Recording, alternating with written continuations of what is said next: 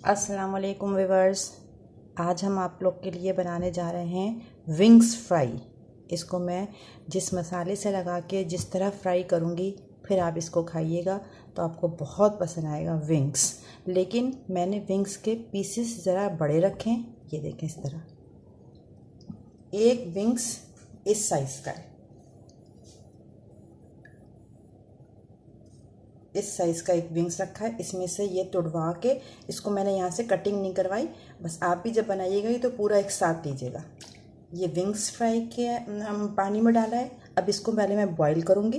पहले इसको अच्छे तरीके से धो के साफ़ किया, उसके बाद इसमें पानी डाल के पतीली में ये बॉईल करेंगे। उसमें 1 टेबल स्पून अदरक लहसुन डालेंगे, थोड़ा सा नमक कि इसके अंदर तक चला जाए, थोड़ा सा नमक डालेंगे और यानी कि हाफ़ टी स्पून मैंने नमक डाल दिया और हाफ़ टी स्पून मैंने कुटी हुई लाल मिर्च ये डाल देंगे। बस अब इसको मैं जब ये बॉईल आ जाएगा तो मैं 5 से 7 मिनट तक इंतज़ार करूँगी। इसको बॉईल होने दूँगी 5 से 7 मिनट, ताकि ये चिकन तो जल्दी गल जाती है, 5 से 7 मिनट में गल जाएगी। तो फिर मैं इसका ये पानी जो है रिमूव करके फिर इसमें मसाला लगाऊंगी। ये देखें व्यूअर्स, ये मैंने विंग्स मैंने बॉईल कर ली हैं और ये तकरीबन 90% तक गले हुए, पूरे गले हुए विंग्स हैं। इनको ज़रा सा भी कच्चा नहीं छोड़िएगा, इसलिए कि फिर हमें इनमें मसाला लगा के जब फ्राई करेंगे ना उसमें फिर हम इतना नहीं गलते। ये विंग्स बॉईल करके मैंने ठंडे कर लिए हैं। अब उसमें मैं डालूँगी 1 टेबल स्पून अदरक लहसुन का पेस्ट, 3 टेबल स्पून नींबू का रस,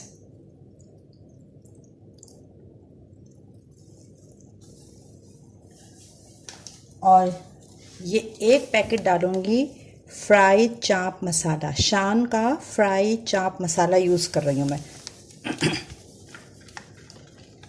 food colour, yellow food colour 1/4 teaspoon ये यूज़ करूँगी। बस अब इसे जो है मिक्स करके और 3 से 4 घंटे मैरिनेट होने के लिए हम रख देंगे। इसमें कुछ गीली चीज़ नहीं शामिल करेंगे। ये इसका पानी जो लगा हुआ है ना, अभी बॉईल किया था विंग्स में, ये मसाले को पकड़ लेगा और इसी से मसाला सब हम इसको मिक्स करके और फिर 3-4 घंटे के बाद हम इसको फ्राई करेंगे। तो अभी हम इसको मैरिनेट होने के लिए रखते हैं, फिर जब फ्राई करेंगे तो आपके साथ शेयर करेंगे। ये देखें व्यूअर्स, इसको 4 से 5 घंटे हो गए विंग्स को मसाला लगे हुए।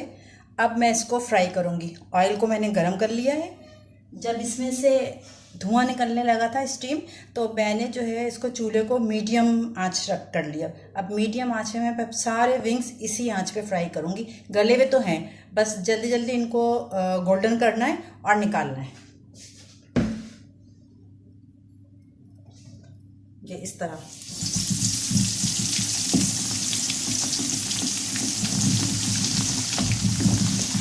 अच्छा, इसको जो है ना अभी बिल्कुल हिलाना नहीं है कि चमचे से इसको चलाना शुरू हो गए तो जो मसाला इसके ऊपर लगा हुआ है ना, पहले वो विंग्स में चिपक जाए, फिर हम उसके बाद इसकी पोजीशन चेंज करेंगे। इस तरह करके मैं सारे विंग्स फ्राई कर लूँगी, फिर आपको दिखाती हूँ। ये देखें व्यूअर्स, ये सारे विंग्स फ्राई कर लिए मैंने।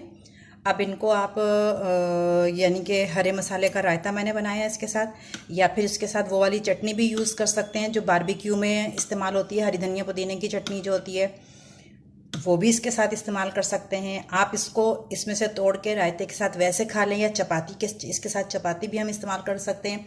पूरा लंच या डिनर भी बन सकता है इससे, चपाती से खाना खा ले तो।